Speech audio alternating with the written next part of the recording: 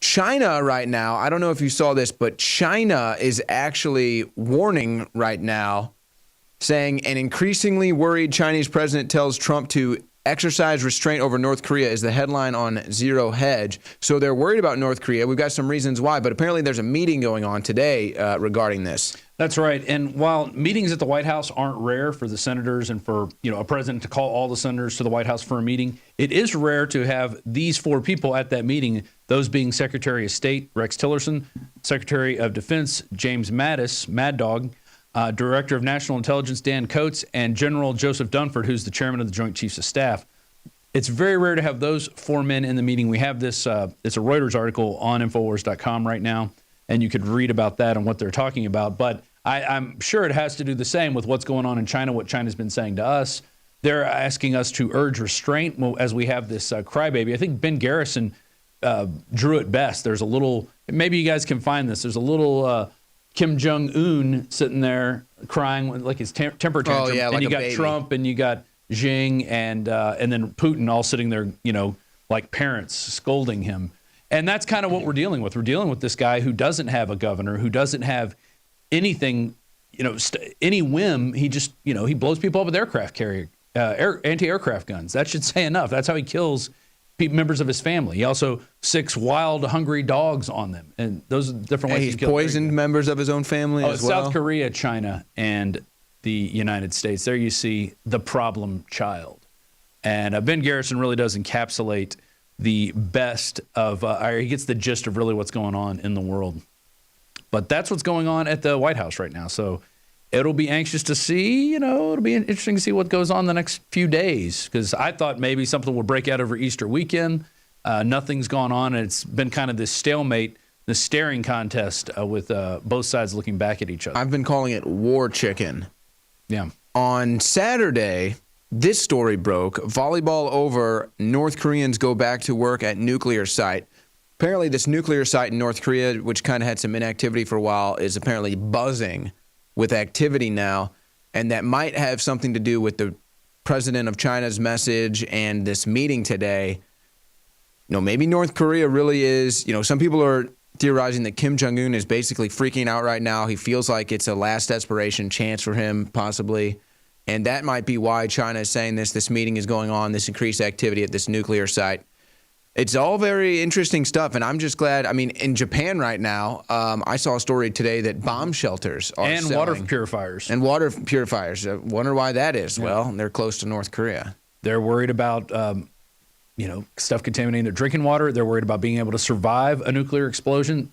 One of the only countries, we've launched test nuclear bombs and so is Russia, and China, I'm sure, has done their own nuclear testing, but they're the only country thus far who's been hit with a nuclear weapon. So they're very serious when it comes to preparedness. And, especially if you're living in one of these coastal areas, you better have those items, plus also an evacuation plan ready in case there is another tsunami like we saw back in 2012, I believe.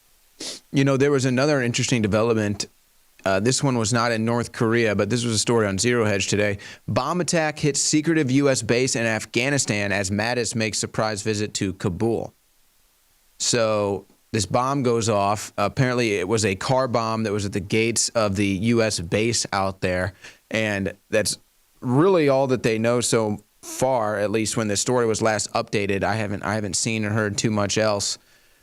But there's a lot developing right now, Rob, as far as these war games are being concerned. I mean, there's all these missile tests, Russia flying aircraft, the United States flying aircraft, submarines, threats. Kim Jong-un also said great war is coming. I mean, these are all some serious things, and it's amazing to me, actually. I mean, honestly, if we want to really get down to it, I think the amazing thing to me is that there's still people out there that just have just no clue. This doesn't seem to bother them. Right. That's what I'm saying. How does this not bother you? I mean, okay, we can all – it's not like I have to sit here and be miserable and just have my head down all day, but it's like, I mean, this is our future. This is our planet. Well, end of last week, over the weekend, they had these power outages in L.A., New York, and San Francisco. And what it was part of was a nuclear testing, speaking in North Korea, of what would happen, I think, if these big cities got hit with an electromagnetic pulse and the power went out. But it was part of Operation Gotham Shield, and we have a report from John Bound that I want you guys to get ready. We'll go to in 1 second. That talks about what's going on here? You said that the Japanese are making preparations. Well, I'm sure the Chinese are making preparations. I'm sure the South Koreans are. They probably are ingrained with all the preparations they have to make, because they have about 20 minutes to get underground before anything happens if they're going to have any hope of survival. But here's Zero Hedge was saying it could have been a geomagnetic storm. There's a bunch of different theories out there. There's the part of the Gotham shield. There's the geomagnetic storm. There's also a theory that this could have been some other form of a hack with the recent CIA Vault 7 leaks because of WikiLeaks. Some people might know how to compromise some of these systems, get inside, and then hack the power grid. So there's a bunch of different theories out there. I know John Bound has one of his own. Yeah, so let's go to this report now. I got an email this morning, people saying, oh, you guys aren't covering Operation Gotham Shield. I think we had an article on it over the weekend. Alex did a video on it over the weekend. Infowars.com was the first place I saw any stories on it. So it's amazing. I think it's because we put up so much news so quickly. Sometimes things roll off the front part of the page and you have to do a little digging. And we have so much content that if you don't listen to all of it, you're going to miss it. Obviously. Yeah, so Gotham Shield is that U.S. to simulate a nuke blast over Manhattan as actual war nears. So our country is preparing this, and here's John Bound with that report. I'm not gonna sit here and take it anymore. I continue to be much more concerned when it comes to our security with the prospect of a nuclear weapon going off in Manhattan. Power outages in San Francisco, New York, Frankfort, Kentucky, and Los Angeles. Coincidence, or were they part of the drill known as Operation Gotham Shield that will finally commence between April 24th and April 26th? Basically, a simulation drill, and not the actual detonation of nuclear weapons, will be underway. SHTF plan writes, during this exercise, 4 nuclear devices, 2 of which are rendered safe during the U.S. Department of Defense Vital Archer exercise, and 1 successful 10-kiloton detonation in the New York City, New Jersey area, along with 1 smaller detonation on the U.S.-Canadian border, are to take place. Among the organizations involved are the U.S. Department of Energy, the U.S. Department of Defense, U.S. Domestic Nuclear Detection Office, the FBI, FEMA, Northcom, State of New Jersey Office of Emergency Management, the State of New York Office of Emergency Management, and the City of New York Office of Emergency Management. Of course, when an undertaking of this magnitude occurs, caution dictates that we are again reminded of the outcome of previous government agency drills held days before and sometimes the day of that mirror actual world-changing tragedies. Nobody in our government, at least, and I don't think the prior government that could envision flying airplanes into buildings on such a massive scale. But that turns out not to be true. U.S. military planners did envision and practice those very scenarios. As reported by USA Today, the North American Aerospace Defense Command, NORAD, conducted exercises with fighter jets, simulating hijacked planes flown into the World Trade Center in the 2 years before the attack. You are actually working today on an exercise that envisioned virtually this scenario. Almost precisely. I was up until 2 o'clock this morning because it's our job, my own company, Advisor Consultants. We specialize in helping people to get their crisis management response. Witness number 1 approached an ATF agent nearby. He claims he asked the agent what had happened, and witness number 1 says this is what the agent told him. He started getting a little bit nervous. He tried reaching somebody on a 2-way radio. Couldn't get anybody, and I told him I wanted an answer right then. He said they were in debriefing.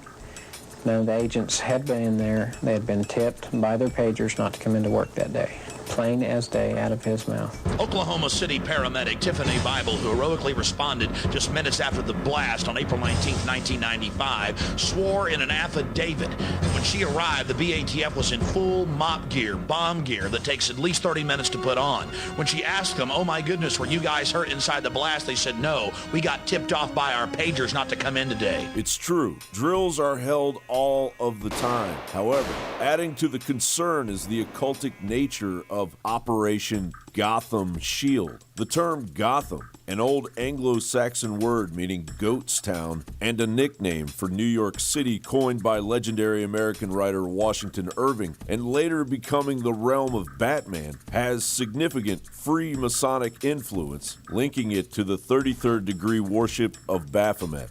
All are worthy. Now you can say that again. And that is Bruce Wayne's grandfather, Mrs. Cooper. His great-grandfather. I understand he was tapped for Skull and Bones. Tapped for it? Sir, he founded Skull and Bones. This ceremony at Ground Zero, preceding the unwelcome construction of the memorial that would be blatantly named the Oculus, could very well be a clear Masonic reference to Aleister Crowley's Thelemic Third Eon known as the Age of Horus. According to Crowley, Horus is gradually growing from the idealism of 20th century chaos, i.e. communism, fascism, etc., into an age of human enlightenment. Yet, who has adopted this concept of the coming of the Antichrist as their own? None other than the puppet masters of the elite shadow government and their new world order. In my line of work, you got to keep repeating things over and over and over again for the truth to sink in, to kind of catapult the propaganda. John Bound for Infowars.com.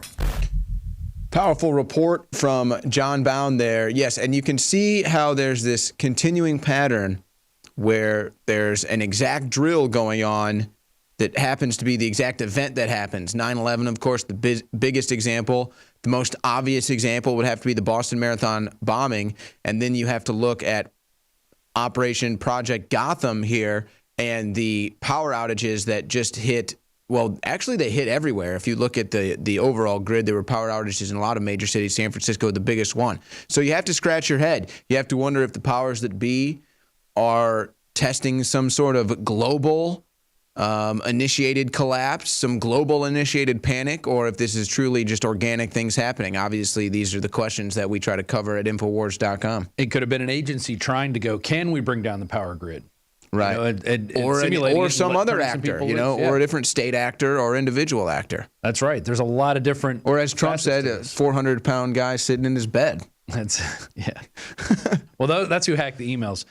USA Today has a little bit of an update on what's going on at the Senate. One of their big updates was that it was Senate Majority Leader Mitch McConnell who organized the meeting. It wasn't Donald Trump asking people to show up. The White House was just serving as a place where that meeting could take place. And this is on North Korea now. Well, maybe to limit leaks. Maybe they're going, if we have it in the Senate chamber, somebody's going to hear, somebody's going to leak it out. Let's bring them all to the White House. We know this place is secure. Maybe by now they've run security agencies. Or another thing that they sometimes do, and I actually think that the Trump administration or the Trump team has kind of done this before, is they'll have different secret meetings or different meetings with different groups, leak certain intel to a controlled group to try to see where that intel goes and who the moles are or where the leak's coming from. Yeah. So there's always that you could consider too. So, yeah, and exactly. So Sean Spicer was saying this is a Senate briefing convened by the majority leader, not a White House briefing. The White House press secretary, Sean Spicer, said we were just serving as the location. So that, I think, might be a big thing. Maybe they didn't want anything getting out. Or maybe something will leak out of this from that meeting, and we'll hear about it. Because at this time, the meeting was held over an hour ago, and nobody's reporting on anything coming out of it. So maybe there haven't been any leaks. Well, I don't have... it doesn't feel like I don't have much say on this game of war chicken. It feels like I'm just on the ship, and I'm hoping that who's ever steering the ship turns it out of the way so that we don't have to head-on collision with whether it's North Korea or China or Russia or whoever it is. I'm hoping that whoever is steering this warship in this game of war chicken does not lead us to a head-on collision, because I don't think anybody really wants that right now. But I think there may be some powers that be that do.